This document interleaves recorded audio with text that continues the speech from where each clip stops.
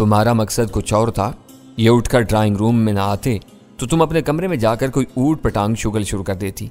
गजाला ने जवाब दिया। वो बातें सारी रात जारी नहीं रह सकती थी।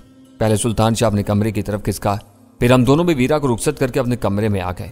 बढ़ास निकल जाने के बाद वीरा के दिल का बोझ हल्का हो गया था और अपने कमरे की तरफ जाते हुए वो मुतमईन नजर आ रही थी। मुझे खुशी है कि हम चारों की कुछ न कुछ आफादियत है। मैंने कमरे में पहुंचकर गजाला से कहा, एक बात किसी के जहन से महव हो जाती है तो वो दूसरा उसे याद दिलाने में जरा नहीं चूकता। इस तरह हर बात के सारे पहलू निगाह में रहते हैं।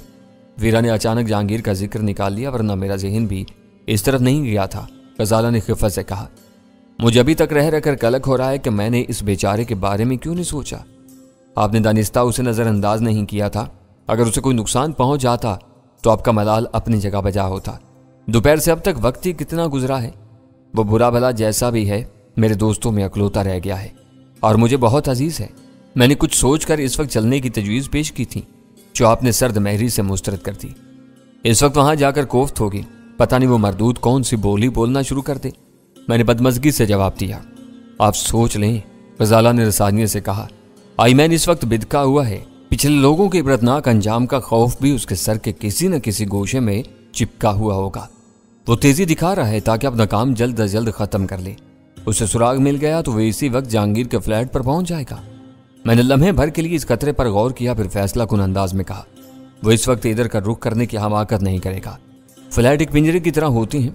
अव्वल तो इतनी रात गए वहां किसी सफेद फार्म की आमद को शुबे की नजर से देखा जाएगा। वो अंदर पहुंचने में कामयाब हो गया और कोई गड़बड़ हो गई तो वहां से बचकर नहीं निकल सकेगा। गजाला हंस दी, पता नहीं आप किस दुनिया में रह रहे हैं। कराची के फ्लैटों में दिन दहाड़े डाके पड़ते हैं। डाकू सब मालो असबाब समेट कर साफ निकल जाते हैं और पड़ोसियों को कानों कान पता नहीं चलता। वो आम डाकू नहीं, आई मैन है।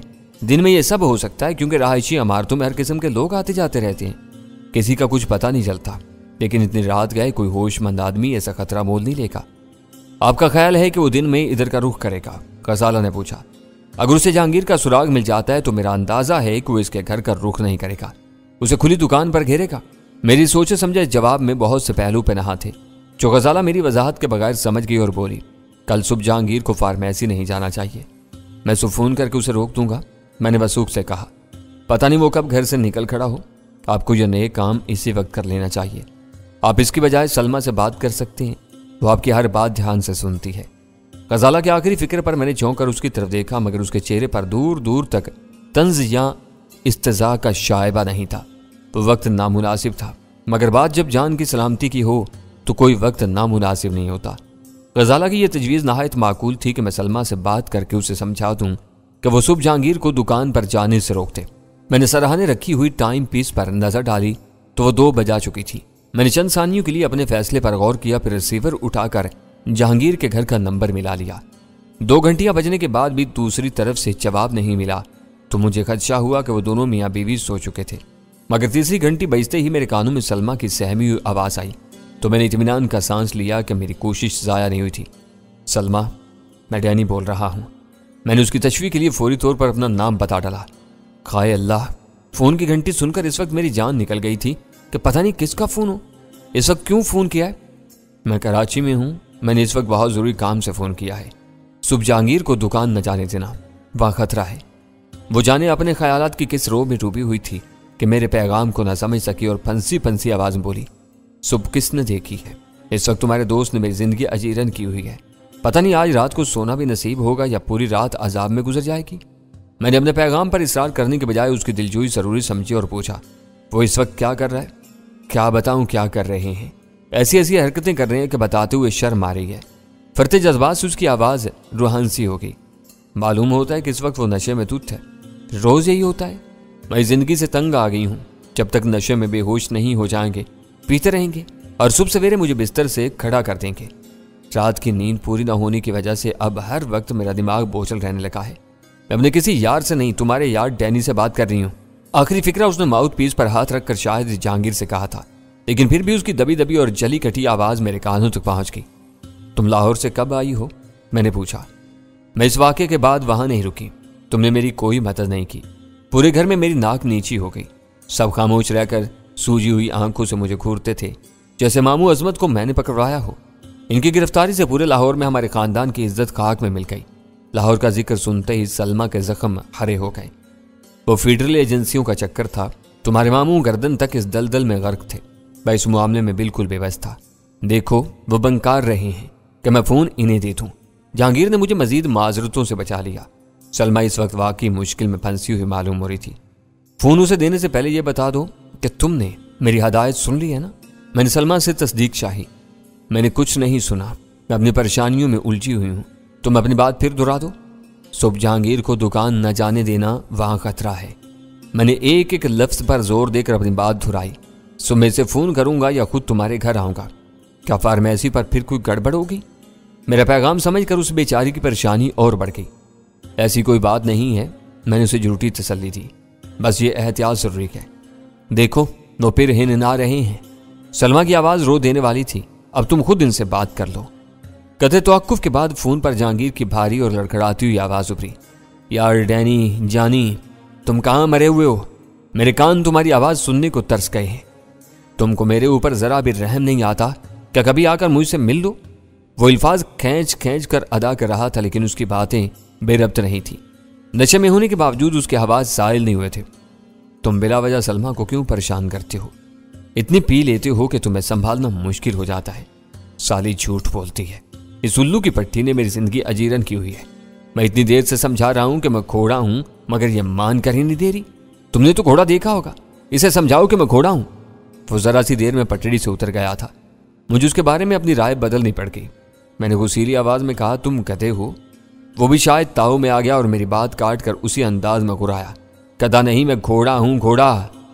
आदमी के बच्चे बनो और अपनी खाल में रहकर बात कर सकते हो तो करो, वरना फोन बंद कर दो। मैंने उसे डांटा। नशे में धुत होने के बावजूद उसकी खुद ही आसमानों में परवाज कर रही थी। उसने यकायक फोन बंद कर दिया। क्या हुआ? मेरे होंठों पर मुस्कुराहट देखकर गजाला ने तजस्सुस से पूछा। वो नशे में धुत है और इस वक्त घोड़ा बनने के खब्त में मुब्तला है। ला हौला वला कुव्वता। आप भी शराब पीते थे, लेकिन कभी नशे में आपे से बाहर नहीं हुए। बाज लोग इतनी ज्यादा चढ़ा लेते हैं कि इंसानों से जानवर बन जाते हैं। ऐसे मर्दों के साथ जिंदगी का सफर तय करना एक अजाब से कम नहीं होता होगा। तुम कभी ऐसे तजर्बे से नहीं गुजरी, फिर तुम्हें ये सब बातें कैसे मालूम है? आप भूल रहे हैं कि मैं लंदन के एक पब में नौकरी कर चुकी हूँ। वहाँ वीकेंड पर मैंने इंसानों को जानवरों से बदतर हालत में देखा था। तुमने सनद दे दी। मैं तुम्हारे मुशाहिदे को चैलेंज नहीं कर सकता। आपने सलमा को अपना पैगाम तो दे दिया होगा? गजाला ने पूछा। मैंने अपना पैगाम 2 बार दोहराया है। अच्छा हुआ कि जहांगीर ने मुश्तैल होकर खुद फोन बंद कर दिया, वरना मैं डर रहा था कि वो अपनी धुन में घंटों बातें करता रहेगा। मेरे सर से एक बड़ा बोझ उतर गया। अब इजाजत हो तो रोशनी गुल कर दूं? गजाला ने मुस्कुरा कर पूछा। मैंने हाथ पकड़कर उसे बिस्तर पर धकेला और दूसरे हाथ से बेड स्विच ऑफ कर दिया। अगली सुबह मैंने पहली फुर्सत में जहांगीर के घर फोन किया तो मुझे रिसीवर पर सलमा की आवाज़ सुनकर खुशी हुई। उसने बताया कि मेरा दिया हुआ पैगाम सुनकर जहांगीर ने गोल्डन फार्मेसी जाने का इरादा तर्क कर दिया था और इस वक्त सुकून से बाथरूम में नहा रहा था। मैंने सलमा से कहा कि वो जहांगीर को मेरे फ़ोन के बारे में ना बताए। मैं अपने चंद ज़रूरी कामों से निमटने के बाद दोपहर तक उसके घर पहुंचूंगा। तुम्हें मालूम है कि वो बहुत वहमी है। बाथरूम में फ़ोन की घंटी सुन ली गई होगी। अब बाहर आते ही पूछेंगे कि किसका फ़ोन आया था। कह देना कि रॉन्ग नंबर था। इस बुद्धू को क्या पता चलेगा? मैंने बेपरवाही से कहा। वो खिलखिलाकर मुतरन्नम आवाज़ में हंस पड़ी। तुम मेरे मुंह पर इनको बुद्धू कह रहे हो? वो रात को अपने आप को घोड़ा कह रहा था। इस बारे में क्या ख्याल है तुम्हारा? बस कभी कभी इनको ऐसी ही ऊट पटांग बातें सूझने लगती हैं। उसकी खिफत अमेज आवाज़ सुनाई थी। इनका मुतालबा मानने से पहले मेरी गुलू खुलासी नहीं हुई। उसका मुतालबा क्या था? मैंने मानीखेज लहजे में सवाल किया। यही कि वो घोड़ा है, उसने रवानी में जवाब दिया। फिर कुछ सोचकर उसी लम्हे सटपटाई हुई आवाज़ में बोली। शावर से पानी गिरने की आवाज़ थम गई। वो बाहर आते होंगे, मैं फ़ोन बंद कर रही हूँ। और उसने वाकई फ़ोन बंद कर दिया। वो अजीब मूडी औरत थी। तन्हाई में जब भी मिलती थी इतने जारहाना तेवरों के साथ बेतकल्लुफ़ होने की कोशिश करती थी कि मैं बौखला कर फिस्पा होने पर मजबूर हो जाता था। मैंने दोस्त की बीवी होने के नाते कभी उसकी बेतकल्लुफ़ी से फ़ायदा उठाने की कोशिश नहीं की थी। इस वक्त मैंने ज़रा उसकी दिलजोई के लिए खुद पहल की तो उसने घबरा कर फ़ोन बंद कर दिया। मेरी कोशिश सिर्फ इतनी थी कि लाहौर में चौधरी अजमत की गिरफ्तारी के सिलसिले में उसके दिल में जो गिरा पड़ चुकी थी वो दूर हो सके। मैं अपने कमरे से बाहर निकला तो गजाला नाश्ता तैयार किए मेज़ पर मेरी मुंतजिर थी। वीरा नाश्ते से फारिग होकर अखबार बीनी में मसरूफ थी। सुल्तान शाह की शायद सुबह नहीं हुई थी। कोई खास खबर नजर आए तो ऊंची आवाज़ में पढ़ देना। मैंने कुर्सी संभालते हुए हाँक लगाई। खुद अखबार पढ़ लेना, मैं तुम्हारी मुलाजिम नहीं हूँ। वीरा ने बेरुखी से जवाब दिया। मुलाजिम नहीं, लेकिन दोस्त तो हो ना। तुम्हें मालूम है कि मुझे तुम्हारे मशवरे के मुताबिक जहांगीर की तरफ जाना है। मैंने मुस्कुराकर उसे याद दिलाया। तुम बहुत चालाक हो, अपनी दुम ऊंची रखने के लिए हमेशा कोई ना कोई बहाना तलाश कर लेती हो। उसने अखबार नजरों के सामने से हटाकर मुझे घूरते हुए कहा, तुम बहाना कह रही हो तो ठीक है, अब मैं पूरा अखबार चाट कर इसकी तरफ जाऊंगा। बिला वजह बहस मत करो, इस वक्त तक उसकी गर्दन कट सकती है। तुमको वैसे ही देर हो गई है, अब तुम्हें उसके घर के बजाय दुकान का रुख करना होगा। वीरा को वही कुछ मालूम था जो उसके सामने जेरे बहस आया था। उसे यह इल्म नहीं था कि मैंने अपने कमरे में जाने के बाद गजाला से क्या तबादला ख्याल किया था। इस तरह उसे यह भी मालूम नहीं था कि मैंने रात को फोन पर सलमा और जहांगीर से बात कर ली थी। जब मैंने उसे कोई जवाब नहीं दिया और कसलमंदाना अंदाज में बहुत धीरे धीरे नाश्ता करने में मसरूफ रहा, तो उसने जिद होकर दांत पीसते हुए बताया कि अखबार में क्लिफ्टन के वीरान साहिल से एक नामालूम शख्स की लाश की बाजियाबी के सिवा कोई खास खबर नहीं थी। मुझे टालने की कोशिश मत करो, गौर से देखो, अखबार में हमारे काम की और भी खबरें होंगी। मैंने चाय का घूंट लेकर कहा। मेरे सब्र का इम्तिहान मत लो वरना मैं तुम्हारा सर फाड़ दूंगी। वो गुस्से से बोली, तुम जानबूझकर नाश्ता खत्म करने में देर लगा रहे हो। खजाला शायद वीरा के बेतकल्लुफाना फिक्रे बर्दाश्त नहीं कर सकी और उसे मुस्कुराते हुए कलई खोल दी। या बिला वजह तुम्हें जिद कर रहे हैं, तुम अपना खून ना खोलाओ। इन्होंने रात ही को इन दोनों को फोन पर होशियार कर दिया था। आज जहांगीर अपनी दुकान का रुख नहीं करेगा, घर पर रुक कर इनका इंतजार करेगा। वीरा गुस्से में अखबार मेज पर फेंक कर अपने कमरे की तरफ चल दी। गजाला के होठों पर आसूदा से मुस्कुराहट तैर गई। उसे वीरा से कोई पुरखाश नहीं थी। वो उसकी बाज हरकतों से चशमपोशी भी कर लेती थी, लेकिन अंदर से वो निरी औरत थी और अपने मर्द पर एक हद से आगे किसी औरत का हक बर्दाश्त नहीं कर सकती थी। वीरा इसके रूबरू बैठकर मेरा सर फाड़ने की धमकी दे रही थी। गजाला ने अपनी किसी नाराजगी का इजहार किए बगैर नहायत खूबसूरती बल्कि मासूमियत से वीरा का यह गरूर तोड़ दिया था कि वो गजाला की मौजूदगी की परवाह किए बगैर मेरे साथ मनमाना सलूक कर सकती है। मैं उसे तफरीह ले रहा था, तुमने भांडा फोड़कर इसका मूड खराब कर दिया। मैंने गजाला को टटोलने की नीयत से कहा। मैंने दानिस्ता उसे यह जताया था कि आप मुझे उससे ज्यादा अहम और काबिल एतमाद समझते हैं क्योंकि मैं आपकी बीवी हूं और वो महज एक दोस्त है। तफरीह और बदतमीजी में नुमाया फर्क होता है। वो मेरे सामने आपके साथ सुल्तान शाह वाला सलूक नहीं कर सकती। इसका मतलब है कि तुम सुल्तान शाह को दूसरों से कम तर समझती हो। सुल्तान शाह और वीरा मेरे नजदीक एक सतह पर हैं क्योंकि दोनों गैर शादीशुदा हैं। किसी तीसरे के जज्बात को मजरूह किए बगैर पूरी बेरहमी से एक दूसरे से बदला ले लेते हैं। वीरा की आपसे दोस्ती अपनी जगह, उसे मेरे जज्बात का लिहाज जरूर रखना चाहिए। सुल्तान शाह अपने कमरे से निकलता हुआ नजर आया और हमारी आपस की बातें वहीं खत्म हो गई। 11 बजे जलाल का फोन आ गया। वो कराची में मौजूद था और कह रहा था, नाकामियों के अंधेरे में कामयाबी की पहली किरण मुबारक हो। क्या माल पकड़ा गया? मैंने बेसाख्ता सवाल किया। मैं तुम्हारे घर में बैठा हुआ था और भारतीय फिजाई कंपनी का एक जहाज कराची एयरपोर्ट पर उस मखसूस शराब के 50 कार्टन उतार रहा था। सो वो माल गोदाम में पहुंचते ही सब कुछ सील कर दिया गया। यह लंबी कहानी है, मैं आऊंगा तो सुनाऊंगा। मैंने उसकी बात काट कर पूछा, चोपड़ा का क्या हुआ? मुझे शुबा हुआ था कि वो अपनी बात वहीं खत्म करने वाला था। मैं वही बता रहा था। बुद्धू लाल चोपड़ा के वारंट देखकर कौंसल खाने वाले सख्त तजब्जे में पड़ गए। वो पाकिस्तान का शहरी और यहीं मुलाजिम रखा गया है। काफी मुजाहमत के बाद अभी उन्होंने वादा किया कि चोपड़ा को 12 बजे तक कानून के मुहाफिजों के हवाले कर दिया जाएगा। इनकी पसपाई से जाहिर हो रहा है कि केस बहुत मजबूत बना है। मैंने उसकी जायज तारीफ की। इस वक्त तकरीबन 11 बजे हैं और कार्रवाई काफी आगे बढ़ चुकी है। तुम लोगों ने बहुत तेज रफ्तारी से काम आगे बढ़ाया है। काम रात ही से शुरू हो गया था। सुबह इब्तिदा की जाती तो आज का पूरा दिन बर्बाद हो जाता। जलाल अपनी कामयाबी पर बहुत मसरूर था। हमें चोपड़ा की गिरफ्तारी के लिए माल गोदाम में पहुंचने का इंतजार था ताकि सबूत हाथ आ सके। गोदाम को सील करते ही पुलिस फोर्स भारतीय कौंसल खाने पहुंच गई थी। एसपी सेकंड सेक्रेटरी से मुज़ाकरात के बाद अपनी टीम लेकर वापस आ चुका है। भारतीय कौंसल खाने का कोई अफसर खुद चोपड़ा को पुलिस हेड ऑफिस पहुंचाएगा। जब वो असूली तौर पर उसे कानून के हवाले करने पर आमादा हो गए हैं तो फिर टाल मटोल क्यों कर रहे हैं? वो इनके गंदे खेल का एक अहम मोहरा है। गिरफ्तारी से पहले वो उसकी ब्रीफिंग कर रहे होंगे। जलाल की आवाज से मालूम हो रहा था कि वो सिचुएशन के बारे में सोच कर महसूस हो रहा था। उसने अपनी बात जारी रखते हुए कहा, इन पर यह आफत अचानक नाजिल हुई है। अब वो इसे समझा रहे होंगे कि पुलिस के सामने इसे क्या कुछ कहना है और किन मौजुआत पर अपनी जुबान बंद रखनी है। उसकी कोई भी लग्जिश एक नए स्कैंडल को जन्म दे सकती है। वो लाख मकामी सही मगर सफारती मुलाजिम है। क्या उसकी गिरफ्तारी में वियना कन्वेंशन हायल नहीं हुआ? गैर मुल्की सफारती अमले को इस कन्वेंशन के तहत 100% तहफ़्फ़ुज़ हासिल है। इनके खिलाफ मकामी हुकूमत कोई कार्रवाई नहीं कर सकती। तहरीरी शिकायत पर इनका अपना मुल्क तफ्तीश करके फैसला करता है। मकामियों के बारे में कहीं कहीं इबहाम है। बैनुल-अक़वामी खैर-सगाली के लिए मकामी कवानीन को यकसर मुस्तरद नहीं किया जा सकता। भारतीय कौंसल खाने वाले इसे हमेशा के लिए पनाह नहीं दे सकते और ना ही खामोशी से इसे पाकिस्तान से निकाल सकते हैं। इसका जुर्म इतना वाज़ेह और संगीन है कि वो हमारी बात मानने पर मजबूर हो गए। शायद यह पहली बार हुआ है कि रवायती तरीके पर कोई कामयाबी हासिल हुई है। अब चोपड़ा को अकल आएगी कि जिस शाख पर इंसान का आशियाना बना हुआ हो उसको काटने के नताइज कितने संगीन होते हैं। वो गिरफ्तार जरूर हो जाएगा मगर उसकी सेवा नहीं हो सकेगी। कौंसल खाने का एक अफसर रोजाना उसे मिलेगा।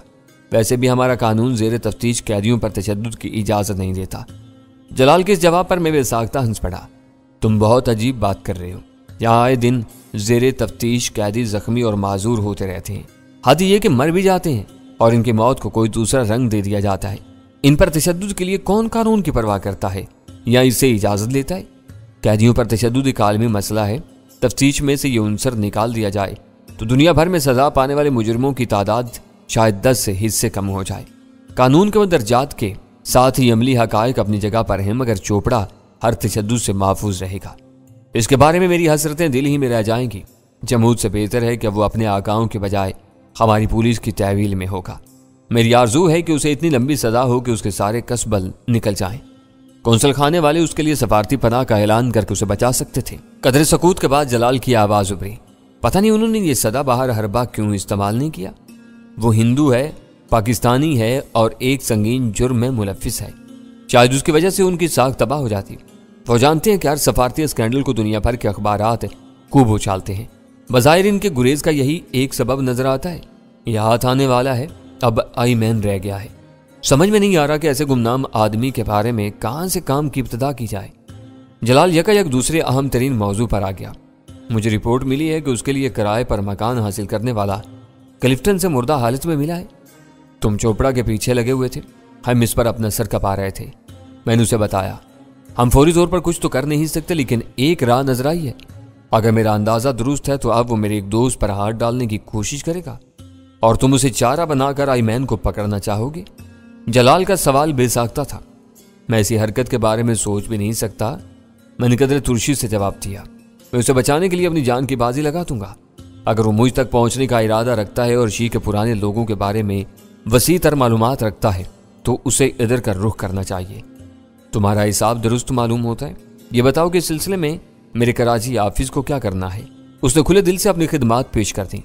जहांगीर के गिर्द ज्यादा भीड़ भाड़ से वो चौकन्ना हो जाएगा और हमारे जाल में फंसने की बजाय किसी मुनासिब मौका की तलाश में रहेगा। मैं ये खतरा मोल नहीं लूंगा। मैं तुम्हारी पेशकश की दिल से कदर करता हूं मगर अपने दोस्त को मैं खुद देख लूंगा। Good luck. उसने अपनी नेक ख्वाहिश का इजहार किया। वक्त मिला तो मैं शाम तक दोबारा फोन करके तुम्हें ताज़ा तरीन हालात से आगाह कर दूंगा। हो सकता है कि मैं थोड़ी देर में घर से निकल जाऊं। मैंने उसे बताया घर के नंबर के बजाय मुझे मोबाइल पर फोन कर लेना। मैं उससे फोन पर गुफ्तगू करके फारिग हुआ तो वीरा अपनी कमर पर दोनों हाथ रख के मेरे पीछे खड़ी हुई थी। तुम्हें अचानक वियाना कन्वेंशन क्यों याद आ गया था? उसने मुस्कुराते हुए सवाल किया। छुपकर किसी की बातें सुनना इखलाकी अय्यूब में शुमार होता है। मेरे सर पर खड़े रहने के बजाय तुम सामने कुर्सी पर भी बैठ सकती थी। छुपकर सुनने और चोरी करके खाने का मजा कुछ और ही होता है। अपनी कमर को हल्का सा बल देकर वो कुर्सी पर आ बैठी। तुम्हारी बातों से अंदाजा हुआ है कि जलाल चोपड़ा को पकड़ने में कामयाब हो गया है। आज के दिन का आगाज एक अच्छी खबर से हुआ है। मेरे लिए हैरान कुन बात यह है कि भारतीय कौंसल खाने वाले उसे अपनी पनाह से निकालकर कानून के हवाले करने पर आमादा हो गए।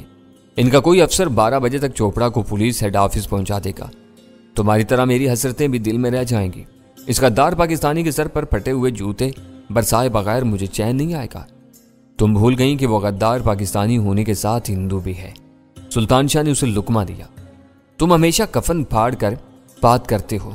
वीरा ने खुश दिली से कहा हिंदू होना जुर्म नहीं है। पाकिस्तान में लाखों हिंदू रहते हैं। तुमने किसको पकड़ा? चोपड़ा का संगीन जुर्म यह है कि वो पाकिस्तानी होते हुए पाकिस्तान से गद्दारी का मुर्तकिब हो रहा था। इसके बारे में वीरा की राय बिल्कुल दुरुस्त थी। वह हर दौरे जुर्म का मुर्तकिब होता रहा था। एक तरफ वो पाकिस्तान में छुपे हुए राह के मकामी और गैर मुल्की एजेंटों का राब्ता अफसर बना हुआ था। वो सब चंदन के चुराए हुए फोन और उसके अपने फैक्स नंबरों पर अपनी रिपोर्टें अरसाल करते थे जो चोपड़ा सफारती डाक के साथ पूरी हिफाजत से दिल्ली रवाना कर देता था। इन मुखबरों को वो गालिबन इसी तरह हदायत भी देता होगा। मुझे एक फैक्स भेजने के बाद उसके साथ काम करने का मौका नहीं मिल सका था, इसलिए मैं हदायत के अजरा के बारे में यकीन से कुछ नहीं कह सकता था। मगर फैक्स रिपोर्टिंग एक मुसलमा हकीकत थी। वो इस तरीके से न जाने कितने राज अपने आकाओं को फराम कर चुका था।